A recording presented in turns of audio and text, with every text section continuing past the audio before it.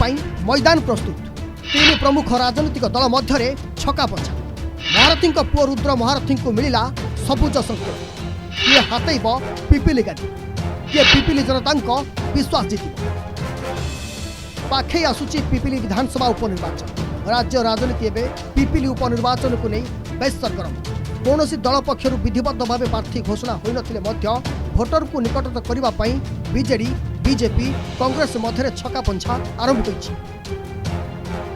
पूर्व दिवंगत विधायक प्रदीप महारथी पत्नी प्रतिभा और पुओ रुद्र मध्य चली टिकेट को नहीं असंतोष एवं एक प्रकार आश्वस्तिकर देखा जनापड़ी। तेबे पिपिली पर्यवेक्षक भाव श्री प्रताप किशोर देव नियुक्ति पाइबा परे पिपिली दलीय कार्यालय ठारे दलीय कर्मी को नहीं घमाघम बैठक कर टिकेट को नहीं स्वर्गत महारथी पुओ रुद्र महारथी को सबुज संकेत मिलता सूचना मिली। यहां नहीं पिपिली डेलांग बिजु युव और छात्र जनता दलर कर्मकर्ता मध्य उत्साहित देखा मिली।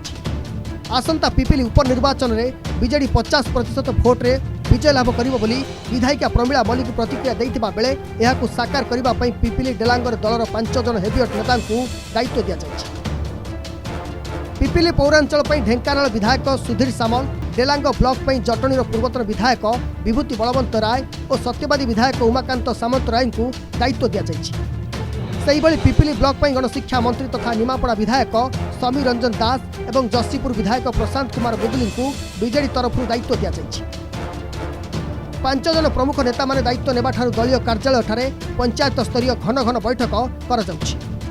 बीजेडी दल किपरि पिपिली डेलांगुर विजय करिबो सेथिपई प्रस्तुत करा जाउछि।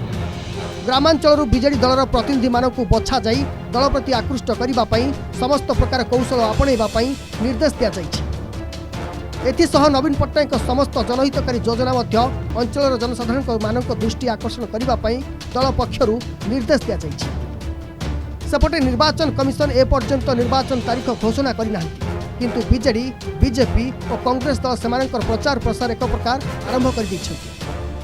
तेबे देखा बाकी रहिला एही निर्वाचन बैतनी रे किए बाजीमात करुछि और किए पिपिली जनता विश्वास को जिणुछि।